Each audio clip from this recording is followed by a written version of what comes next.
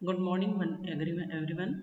मैं डॉक्टर वंदना अग्रवाल आज आपको कोलाइड्स के बारे में थोड़ी जानकारी दूंगी। ये बीएससी फर्स्ट ईयर का मैक्सिमम आपका कोलाइड चैप्टर का जो भी क्वेरी होगी, मुझे लगता है इस वीडियो से आपका सॉल्व हो जाएगा। कोलाइड पढ़ने से पहले हम सॉल्यूशंस के बारे में जानते हैं। सॉल्यूशंस एक वीडियो मैंने ऑलरेडी शेयर किया हुआ है जिसमें सॉल्यूशन के टू पार्ट्स हैं, सॉल्यूट और सॉल्वेंट। अब ये जो सॉल्यूशंस हैं उसके सॉल्यूट के पार्टिकल के साइज के बेस पर उसको हम अलग अलग टाइप्स में डिफ्रेंशिएट कर सकते हैं। जैसे ट्रू सॉल्यूशन में मोस्टली साइज सॉल्यूट का कितना होता है, 0.1 to 1 nanometre is the molecular size. True solution is the homogenous system, means इसके सॉल्यूट और सॉल्वेंट दोनों पार्टिकल का साइज ऑलमोस्ट सिमिलर होगा। Cannot filter, cannot see through naked eyes और microscope and want to settle down. ये इसका true solutions के properties हैं। दूसरा एक आता है suspension. What do you mean bye suspension? A heterogeneous system. Suspension is a heterogeneous system means solute particle का साइज अलग, सॉल्वेंट का अलग, diameter is less than 100 nanometre. इसको हम फिल्टर कर सकते हैं, सेटल हो सकता है रैपिडली और नो डिफ्यूजन नहीं होगा इसमें। तीसरा आता है कोलाइडल पार्टिकल जिनके की साइज होता है डायमीटर 1 to 100 नैनोमीटर। इसको हम फिल्टर नहीं कर सकते हैं और ये डिफ्यूज बहुत धीरे धीरे होगा। अब आते हैं जो मेन हमारा टॉपिक है, that is colloidal solution. Colloidal solution हमने पहले ही पढ़ लिया, हेट्रोजेनस सिस्टम का एक पार्ट है। इसमें दो फेजेस होते हैं, एक फेज है डिस्पर्स फेज्ड, दूसरा होता है डिस्पर्शन मीडियम। इसका यहाँ पर टर्म्स चेंज है, बट आप ऐसे सॉल्यूशन के टर्म में इसको समझेंगे तो डिस्पर्स फेज मतलब आपका जो सॉल्यूट है और डिस्पर्शन मीडियम मीन्स आपका जो सॉल्वेंट हम लेते हैं। यहाँ पे हमने टर्म्स को बस चेंज किया हुआ है, डिस्पर्स फेज ले लिया है और डिस्पर्शन मीडियम ले लिया है। तो अलग अलग डिस्पर्शन फेज और डिस्पर्शन मीडियम के बेस पर जो कोलाइडल के टाइप्स हैं उन टाइप्स को इस टेबल में हमने बताया हुआ है। एरोसॉल है, फोम है, इमल्शन है, सॉल है और इसके बहुत सारे एग्जाम्पल्स है। इस चार्ट को बीएससी फर्स्ट ईयर के बच्चे अच्छी तरीके से याद रखें तो उनके एग्जाम के पॉइंट ऑफ व्यू से बहुत अच्छा होगा ये। फिर अब आते हैं sol. What do you mean by sol? Disperse phase solid dispersion medium, जिसमें कि डिस्पर्स फेज कैसा होगा, सॉलिड होगा और डिस्पर्शन मीडियम इज लिक्विड। इसका एग्जांपल है colloidal suspension of starch, gelatin, gold etcetera. इसके बाद कोलाइडल जो सॉल्यूशंस आते हैं या सोल जो सॉल्यूशंस है उनका जो क्लासिफिकेशन है on the basis of their medium means solvent के बेस पर हाइड्रोसोल और बेंजोसोल्स हो सकते हैं, या फिर उनकी एफिनिटी के बेस पर डिस्पर्शन जो फेज होता है उसके अलग अलग एफिनिटी होती है, किसकी किसके साथ अटैचमेंट ज़्यादा है उसके बेस पर दो तरीके के होते हैं ये, लायोफिलिक और lyophobic. Lyophilic means liquid loving and phobic, phobia means डर। लायोफोबिक मीन्स जिसका लिक्विड से हेटिंग हो, लिक्विड से जिसका डिटैचमेंट होता है। इस बेस पर ये बहुत इंपॉर्टेंट है फर्स्ट ईयर के बच्चों के लिए, जिनको भी या फिर जिनको भी कोलाइडल सॉल्यूशन के बारे में पढ़ना है वो क्या लायोफिलिक और लायोफोबिक सॉल्ट में बहुत डिफरेंस है और इस डिफरेंस को आप अच्छे से याद करें, बेटर है आपके लिए। क्या है? Lyophobic salt is greater affinity between dispersed phase and dispersion medium, but phobic salt is very little affinity between phase and medium. Lyophobic salt is very stable, it is less stable. Phobic salt can easily prepare only by warming, सिर्फ आप गर्म कीजिए और philic salt prepare हो जाएगा, but phobic salt का preparation का proper method होता है। Filling salt is reversible and this is irreversible. Particles are heavily solvated and their particles are not heavily solvated. No effect by adding small amount of electrolyte. यदि मैं इसमें थोड़ा बहुत electrolyte डालूं तो चूंकि इनका अटैचमेंट ही नहीं है उससे तो कोई अफेक्ट नहीं होगा। लेकिन इनके में यदि फोबिक सॉल्ट में मैंने इलेक्ट्रोलाइट डाला तो वो डिस्पर्स फेज में क्या हो जाएंगे, प्रेसिपिटेट आउट होंगे। कोगुलेशन प्रोसेस आगे बताएंगे ये टर्म्स क्या होते हैं। Sol have lower surface tension than the medium, and these are the higher Sol has a surface tension similar to medium. Medium का जैसा सरफेस टेंशन होगा वैसा ही लायोफोबिक सॉल का भी होगा। E sol has a viscosity greater than the medium, this is the viscous solution, and E sol has a viscosity comparable to the medium. इसका example है starch, gelatin etcetera, और इसमें भी बहुत सारे इसके एग्जाम्पल लायोफोबिक सॉल के हैं। देन क्लासिफिकेशन ऑफ कोलाइड्स, क्या क्लासिफिकेशंस हैं, तो क्लासिफिकेशन के भी बहुत सारे अलग अलग बेसिस हैं। जैसे साइज के बेस पर यदि हम बोलते हैं तो मैक्रोमोलिकुलर, मल्टीमोलिकुलर और एसोसिएटेड। मैक्रो मीन्स ऑब्वियसली नाम से क्लियर है, colloidal solutions of macromolecular like star, gelatin, size इनका बड़ा होता है। मल्टी मॉलिक्यूलर मतलब एक मॉलिक्यूल के साथ दूसरा मॉलिक्यूल अटैच हो जाता है। एग्रीगेटेड, एग्रीगेशन की प्रॉपर्टी आ जाती है इसमें, एग्रीगेट ऑफ एटम्स और मॉलिक्यूल, है ना। एसोसिएटेड मीन्स आपस में वो बहुत सारे मिसल का फॉर्मेशन, एक बहुत इंपॉर्टेंट है इसमें मिसल फॉर्मेशन, सैपोनिफिकेशन एक्शन के अंदर, तो मिसल का ये फॉर्मेशन कर लेते हैं just like soap and detergents. Then preparation of lyophilic salt, बहुत तरीके हैं इसके प्रिपरेशन के। आप नॉर्मल तरीके से इसको सॉल्यूशन को जस्ट गर्म कीजिए, तभी भी क्या होगा, easily method of preparation, just warm the substance to be dispersed in the dispersion medium. Solvent और सॉल्यूट को आप सिर्फ गर्म करेंगे, उस कंडीशन में भी लायोफिलिक सॉल्ट का प्रिपरेशन हो जाएगा। देन फोबिक का अलग अलग मेथड है, कंडेंस मेथड भी है और उसका डिस्पर्शन मेथड भी है। Condensation method means aggregation, aggregation मतलब एक जगह कोई भी चीज़ का जमा हो जाना, तो इसके एग्रीगेशन मेथड्स भी हैं जैसे केमिकल मेथड्स, मैंने शॉर्ट समरी आपको दे दिया है यहाँ पर। Chemical methods double decomposition, hydrolysis, oxidation या रिडक्शन मेथड से हो सकता है। वैसे ही फिजिकल मेथड हो सकता है एक्सचेंज ऑफ सॉल्वेंट और चेंज इन फिजिकल स्टेट, ये सब इसके मेथड हैं। दूसरा आपका आएगा डिस्पर्शन मेथड। डिस्पर्शन मेथड में मैकेनिकल डिस्पर्शन भी हो सकता है, इलेक्ट्रो डिस्पर्शन भी हो सकता है या पेप्टाइजेशन मेथड भी हो सकता है। इसमें सबसे इंपॉर्टेंट आपका इलेक्ट्रो डिस्पर्शन है, ब्रेडिंग आर्क मेथड। एक समरी हम इसका देख लेते हैं। मैकेनिकल डिस्पर्शन आप सब जानते हैं, यूजिंग कोलाइडल मील, किसी भी कोलाइडल मील में इसका हम प्रिपरेशन कर सकते हैं। ब्रेडिंग आर्क मेथड का एक डायग्राम मैं आपको अभी दूंगी। इलेक्ट्रिकल डिस्टिंग्विशन है ये, और पेप्टाइजेशन मीन्स आपका प्रेसिपिटेशन या पेप्टाइजिंग एजेंट का यूज करना है, ये ब्रेडिंग आर्क प्रोसेस है। इलेक्ट्रो डिस्पर्शन मेथड, यहाँ पर हमने एक कंटेनर लिया हुआ है, इस कंटेनर में आइस को भर दिया है और सेंटर में water plus traces of alkali metal यहाँ पर डाल दिया है और 2 इलेक्ट्रोड्स लगा दिया है। अब जो भी मेरा डिस्पर्स्ड फेज है वो यहाँ पर क्या कर लेगा, कोगुलेट होते जाएगा या सॉल्ट का प्रिपरेशन करते जाएगा। किसके लिए सुटेबल है, suitable for aqueous colloidal dispersion of metal, जैसे गोल्ड, सिल्वर, इन सब के लिए ये प्रोसेस ज़्यादा यूजफुल है।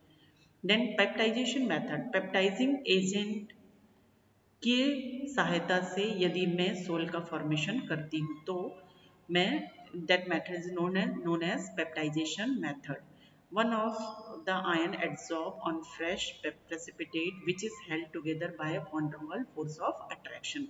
देखिए यहाँ पे एग्जांपल, जैसे फेरिक्लोराइड को हमने पेप्टाइजिंग एजेंट के जैसा लिया हुआ है। इसमें से पहले Fe3+ आइसोलेट हो जाता है। इस Fe3+ का यूज एक प्रेसिपिटेशन में, आयरन हाइड्रोक्साइड के प्रेसिपिटेशन में हम करेंगे, तो ये हमारा एक सॉल का फॉर्मेशन हो जाता है। अब उसके बाद हमने इसका फॉर्मेशन तो कर लिया, प्रिपरेशन कर लिया, देन उसका प्यूरिफिकेशन हम किस तरीके से कर सकते हैं, तो 2 मेथड हैं उसके प्यूरिफिकेशन की, डायलिसिस और अल्ट्रा फिल्ट्रेशन। डायलिसिस बहुत सिंपल प्रोसेस है, आप इसका डायग्राम देखेंगे तो एक यहाँ पर एक बैग रखा हुआ है, सेलोफेन का बैग एक रखा हुआ है, इसको हम ये इस एपरेटर का नाम हमने डायलाइजर बोलते हैं ना। और ये एक बैग रखा हुआ है, इसमें जिस भी सोल को हमको क्या करना है, प्यूरिफाई करना है, उसको हम यहाँ पर फिल कर देते हैं और थोड़ी देर के लिए ऐसे हैंग कर देंगे। तो कुछ समय के बाद क्या हो जाएगा, नीचे की तरफ फेज अलग, मीडियम उसका अलग हो जाएगा और फेज अलग हो जाएगा। यही प्रोसेस, सेम प्रोसेस चाहे तो हम इलेक्ट्रिसिटी के थ्रू भी कर सकते हैं। दो हमने इलेक्ट्रोड लगा दिया हुआ है और पूरा प्रोसेस सेम है। तो क्या होगा, जो चार्ज्ड आयन है, if electricity is pass through the solution diffusion accelerate electrodialysis, hot water use in hot dialysis. जो भी इलेक्ट्रोड के कारण ये जो प्रोसेस है, सेम प्रोसेस जो फिल्टर हो रहा है धीरे धीरे, वो क्या हो रहा है, वो स्पीड में होगा और सॉल्ट जो है वो प्योरीफाई हो जाएगा। दूसरा एक प्रोसेस है अल्ट्रा फिल्ट्रेशन। सिंपल है, फिल्ट्रेशन को ही हम और थोड़ा फाइन फॉर्म में करें, that is ultra filtration. Filtration through a ultra filter, वो क्या करता है, इम्प्योरिटीज को रिमूव करता है। तो कॉमनली हम क्या यूज करते हैं, commonly use ultra filter cellophane. Pore sizes, क्यों, क्योंकि उसके पोर साइजेस बहुत छोटे होते हैं। तो जो कोलाइडल पार्टिकल्स हैं केवल वही बैग में रह जाते हैं, बाकी के जितने उसके साथ बनते समय इम्प्योरिटीज आ गई हैं, वो सारी इम्प्योरिटीज फिल्टर हो जाती हैं। Then come to the properties of sol. बहुत सारे प्रॉपर्टीज को ये कंटेन करते हैं, just like optical, kinetic and electrical properties. Optical property के अंदर आता है टिंडल इफेक्ट और अल्ट्रा माइक्रोस्कोप। काइनेटिक के अंदर आता है ब्राउनियन मोशन और इलेक्ट्रिकल के अंदर आता है इलेक्ट्रिक डबल लेयर और जीटा पोटेंशियल। ऑप्टिकल प्रॉपर्टीज या टिंडल इफेक्ट सब आप जानते हैं। इसका यूज़ हम अपने डेली लाइफ में भी बहुत ज़्यादा करते हैं। हम पहले भी पढ़ लिए, sols are the heterogeneous solution, so they show optical properties. क्या करते हैं, वो लाइट को स्कैटरिंग कर देते हैं। और ये जो लाइट का स्कैटरिंग है, ये स्कैटरिंग ही क्या कहलाता है, टिंडल इफेक्ट। देखिए, एक लाइट सोर्स है, बीच में लेंस है और यहाँ पर हमने एक सॉल्ट का सॉल्यूशन लिया हुआ है। तो ये सॉल्ट सॉल्यूशन से होकर के जब लाइट जाती है तो क्या करती है, स्प्रेड हो जाती है। इसका यूज़ हम सिनेमा या प्रोजेक्टर में अपने रूटीन लाइफ में करते हैं। टिंडल इफेक्ट किस लिए यूज है, to distinguish between true solution and colloidal solution. Most lyophobic solution exhibit Tyndall effect. Intense Tyndall effect is observe. सबसे ज्यादा टिंडल इफेक्ट कहाँ ऑब्जर्व होता है, जब diameter of the dispersed particle is not smaller than wavelength of light use, or there must be a large difference in refractive indices of the dispersed phase and dispersion medium. Then come to the point of application. Application of इस Tyndall effect का क्या क्या application है, तो Tyndall beam is viewed through a microscope. Bright spots of colloidal particles can see determination of Sol particle taking advantage of Tyndall effect. ये इसका formula है कि हम इसका कैलकुलेशन किस तरीके से कर सकते हैं। उसकी दूसरी प्रॉपर्टी ब्राउनियन मोमेंट। सब आप जानते हैं कि एक जिगजैग मोशन में यदि पार्टिकल्स का मोशन होता है, कोलाइडी पार्टिकल का मोशन होता है, तो उसको हम क्या कहते हैं, ब्राउनियन मोशन कहते हैं। Unequal bombardment of colloidal particle stabilize colloidal particle, counter current counteract the force of gravity of colloidal particle. इसको कैलकुलेट करने के लिए इक्वेशन दिया गया है, that is Paris equation. Then electrical property. Colloidal particles are charged. Colloidal particles originate due to preferential adsorption of ions. है ना, ion के एब्जॉर्प्शन से वो ओरिजिनेट होते हैं और इनकी वजह से एक इलेक्ट्रिकल इनकी प्रॉपर्टी शो होती है, दैट इज जीटा पोटेंशियल। ये देखो, जीटा पोटेंशियल या इलेक्ट्रिकल डबल लेयर क्या है।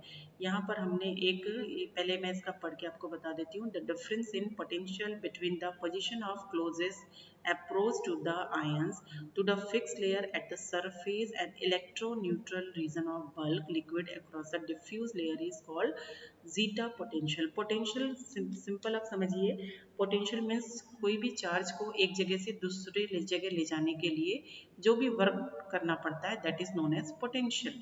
तो यदि एक सरफेस पर एक चार्ज का लेयर जनरेट हो गया है और सरफेस के कोलाइडी पार्टिकल के अंदर एक चार्ज का लेयर जनरेट हो गया है। तो इन दोनों की टेंडेंसी क्या होगी, एक जगह से दूसरी जगह जाने की टेंडेंसी होगी और इस टेंडेंसी की वजह से जो भी वर्क करना पड़ता है आयंस को, that is known as potential. और इसी पोटेंशियल को हम कहते हैं जीटा पोटेंशियल। इसको इस फॉर्मूले से हम एक्सप्रेस करते हैं। देन इलेक्ट्रिकल जो डबल लेयर फॉर्म होते हैं तो उसकी वजह से क्या क्या प्रोसेस होता है, इलेक्ट्रोफोरेसिस या इलेक्ट्रो ऑस्मोसिस प्रोसेस इसके अंदर होता है। देखो इलेक्ट्रोफोरेसिस क्या प्रोसेस है, when A colloidal particle is placed is in electrical field the electrically charge colloidal particle migrate towards the oppositely charge electrode. This phenomena is called electrophoresis. एक U shape का मैंने ट्यूब लिया हुआ है और उसके दोनों तरफ दो इलेक्ट्रोड्स पॉजिटिव एनोड कैथोड हमने लगा दिया है। तो जो कोलाइडल पार्टिकल्स चूंकि चार्ज पार्टिकल्स हैं ये यहाँ पे हम फील करेंगे। तो जैसे ही हम इलेक्ट्रिसिटी जनरेट करते हैं कोलाइडी पार्टिकल अपोजिटली इलेक्ट्रोड की तरफ मूव करने लगते हैं। That process is known as electrophoresis. Type of charge can determine by checking the migration. Electrical double layer moves in the electric field. यहाँ पे एक notable point है that is isoelectric point of Sol. क्या है isoelectric point? The pH at which Sol particles of an ampholytic substance become electrically neutral and exhibit no movement in an electrical field is called isoelectric point. एक certain pH आता है जिस पर कि colloidal particle कहीं पर भी move नहीं कर रहे हैं, ना एनोड की तरफ ना कैथोड की तरफ। That point is known as isoelectric point, इसको आप याद रखिएगा। देन इलेक्ट्रो ऑस्मोसिस, सिंपल जो ऑस्मोसिस प्रोसेस है वही ऑस्मोसिस प्रोसेस यदि थ्रू द इलेक्ट्रिसिटी होगा that is known as electro osmosis. Electrophoretic motion of dispersed particle of a sol is prevented by suitable means. The dispersion medium begins to move in an electric field. This phenomena is known as electroosmosis. यहाँ पे देख लिए, यहाँ पे बीच में soul हमने fill कर दिया है और C1 और C2 दो साइड के कंपार्टमेंट्स ले लिया है। उसके बाद D1 और D2 जो है दो मेम्ब्रेन्स हमने ले लिया है। Then stability of sols, lyophobic sols, similar charge repel, hence no aggregation. Aggregation का process, aggregation मतलब सीधे सीधे particles का एक जगह जमा हो जाना, तो एक दूसरे को वो रेपेल करते हैं तो एग्रीगेशन नहीं होता है। वैसे ही फिलिक में भी होता है, इसमें एक्सटेंसिव सॉल्वेशन होता है, ब्रोनियन मोशन होता है। Then coagulation of sols, coagulation और फ्लोक्युलेशन, ये टर्म से आप ध्यान रखिएगा। कोगुलेशन मतलब एक तरीके से आप मान लीजिए प्रेसिपिटेशन। कोगुलेशन और flocculation is the precipitation of dispersed phase. Disperse phase means solute, solute का प्रेसिपिटेशन ही कोगुलेशन या फ्लोक्युलेशन कहलाता है थ्रू इंड्यूस्ड एग्रीगेशन। इसकी बहुत सारी अलग अलग मेथड्स हैं, persistent electrophoresis, persistent dialysis, addition of oppositely charged salt, addition of electrolytes। इसको मेजर करने के लिए एक रूल है, that rule is known as Hardy-Schulze rule। क्या बोल रहा है, the greater the valency of ions bearing a charge opposite to that on salt particle, the greater is the power of coagulation। कोई भी पार्टिकल कितनी जल्दी precipitation होगा या नहीं होगा वो डिपेंड करता है उसके चार्ज पर। जैसे एल्यूमिनियम पर +3 चार्ज है तो इसमें कोगुलेशन या प्रेसिपिटेशन जल्दी होगा in comparison to Na2 positive. तो हार्डी-शुल्ज़ रूल यही आपको बता रहा है। Then what is flocculation value? The minimum concentration of an electrolyte required to cause coagulation of a sol। Values are in aggregate। ये आप अलग अलग कंपाउंड्स के लिए अलग अलग फ्लोक्युलेशन वैल्यूज दी गई हैं। Then what is protective colloids? Protective colloids को ही हम गोल्ड नंबर भी कहते हैं। क्या है? A lyophilic substance that offers Protection to a lyophobic salt from the precipitating effect of electrolysis is called protective colloids. ये बहुत इंपॉर्टेंट है हमारे रूटीन लाइफ में भी, जैसे जिलेटिन या गोल्ड सॉइल। आप देखे होंगे जब हम आइसक्रीम घर पे भी जमाते हैं तो उसमें यदि हम जिलेटिन मिक्स करते हैं तो हमारी आइसक्रीम के साथ उस आइस कंपार्टमेंट में, फ्रिज के अंदर उस आइस कंपार्टमेंट में रहने वाली आइस मिक्स नहीं होती। लेकिन यदि हम उसमें जिलेटिन मिक्स ना करें तो आइस उसमें मिक्स हो जाती है। वो इसीलिए होती है, क्यों? क्योंकि प्रोटेक्टिव कोलाइड्स उसमें मिलाया गया नहीं है। Gelatin act as a protective colloid. तो इन प्रोटेक्टिव कोलाइड, कौन सा प्रोटेक्टिव कोलाइड कितना पावरफुली एक्ट करेगा, ये हम गोल्ड नंबर के थ्रू समझते हैं। Gold number of a protective colloid is defined as the weight of in milligrams of dry protective collide that just prevents the coagulation of 10 ml of a standard gold salt on adding 1 ml of 10% NaCl solution। इसका definition आप as it is ध्यान रखें तो better है। तो इस definition के according अलग अलग प्रोटेक्टिव कोलाइड की प्रोटेक्शन की कैपेसिटी अलग अलग है, जिलेटिन, एल्ब्यूमिन, इनका। Then what is emulsion? Emulsion के बारे में हमने एक चार्ट में पहले देख लिया। क्या? डिस्पर्स फेज और मीडियम दोनों ही यदि लिक्विड हैं तो उसको हम इमल्शन बोलेंगे। टू टाइप्स होते हैं, या तो ऑयल इन वाटर या water in oil. Oil in water, oil is the disperse phase and water is the dispersion medium. इसका एग्जाम्पल क्या है? मिल्क है। या वाटर इन ऑयल, तो water is the disperse phase and oil is the dispersion medium, that is butter. इसका preparation method भी हो सकता है बहुत सारा। क्या? कोई भी इमिसिबल लिक्विड है उसको हम शेक कर रहे हैं, इमल्शन बन जाएगा। अब यदि उसका हमको ये ऐसे मैनुअली हमको उसको नहीं बनाना है तो कोई इमल्सिफायर हम उसमें एजेंट मिक्स कर देंगे तब भी। और यदि ऐसा है, इसमें एग्जांपल देखो, soap and detergents are good emulsifiers, emulsifying grease with water. ऐसा एग्जांपल बहुत सारे हैं। अब यदि इस इमल्शंस को हमको अलग करना है तो that process is known as demulsification, breaking up of emulsion. Emulsion को अलग अलग करना प्रोसेस। क्या एप्लीकेशंस है इमल्शंस के? Milk and water are emulsion of fat in water are used as constituent of food of our food, pharmaceutical preparation, emulsion of asphalt in use in making roads, many superior qualities paints emulsion के तरह use होते हैं। Fruit फ्लोरेशन process है एक, metallurgy में आता है, वो भी use of process of emulsification के थ्रू होता है। क्लीनिंग एक्शन ऑफ सोप और डिटर्जेंट, मैंने बताया आपको मिसल का फॉर्मेशन होता है, तो ये भी प्रॉपर्टी इमल्सिफाइंग प्रॉपर्टी कहलाती है। Then gel. What is gel? Disperse phase is liquid and dispersion medium is solid. वो क्या कहलाता है? जेल कहलाता है। हम हमारे घर में भी सब जानते हैं, बच्चे खाते हैं जेली, जैम, चीज, सिलिका, ये सब जेल है। Then what is the इसका structure? Particles are united through cohesive force to form an interlocking system known as fibrils. Fibrils hold the particles through solvation. What is the preparation? Cooling an aqueous lyophilic salt like gelatin, उसको हम क्या कहते हैं? Jail form में आ जाता है। या फिर इसका दूसरा भी प्रिपरेशन हो सकता है, डबल डिकम्पोजिशन मेथड।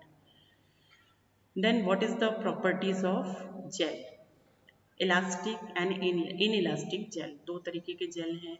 या इसकी प्रॉपर्टी होती है imbibition property, the process of imbibing solvent liquid, it में follow in increase in size of gel is called swelling. Syneresis process, यदि हम कुछ देर जेल को रहने देते हैं तो धीरे से वो पानी अपने में से अलग कर देता है, that process is syneresis. On standing many gel give off small amount of water and experience a contraction. या थिक्सोट्रॉपी, थिक्सोट्रॉपी भी एक उसका प्रोसेस है। कुछ जेल को हम बहुत जोर से हिलाएंगे तो वो मिक्स हो जाएगा आपस में, और उसको थोड़ी देर छोड़ देंगे तो वो वापस से जेल फॉर्म में आ जाता है। Some gels on vigorous shaking change to sol and back on standing. The reversible gel to sol transformation is known as thixotropy. ये टर्म्स है जिसको आप थोड़ा ध्यान रखें। एप्लीकेशंस ऑफ जेल, हम रूटीन लाइफ में पूरा कोलाइडल जो है आपके रूटीन लाइफ के यूज़ का चैप्टर है। क्या टूथपेस्ट बनाने में, हेयर जेल बनाने में, वुड पॉलिश बनाने में, बहुत सारे फूड स्टफ्स बनाने में, मेडिसिन के फॉर्मेशन में, सिलिका जेल रिमूव मॉइस्चर में, alcohol plus calcium acetate gel वो फ्यूल के रूप में यूज़ होता है। जिलेटिन और अगर अगर जेल्स है वो लिक्विड जंक्शंस बनाने में यूज़ होते हैं। Then applications of colloids, colloids के क्या एप्लीकेशंस हैं? फूड में, मेडिसिन्स में, इंडस्ट्री में, सीवेज में, लॉन्ड्री में और फॉर्मेशन ऑफ डेल्टास में इनका यूज़ है। इस तरीके से मैंने आपको इस वीडियो में कोलाइड के बारे में मैक्सिमम चीज़ें बताया है, कवर किया है इन शॉर्ट। यदि इसके अलावा भी कुछ क्वेरी है तो आप पूछ सकते हैं। Thank you.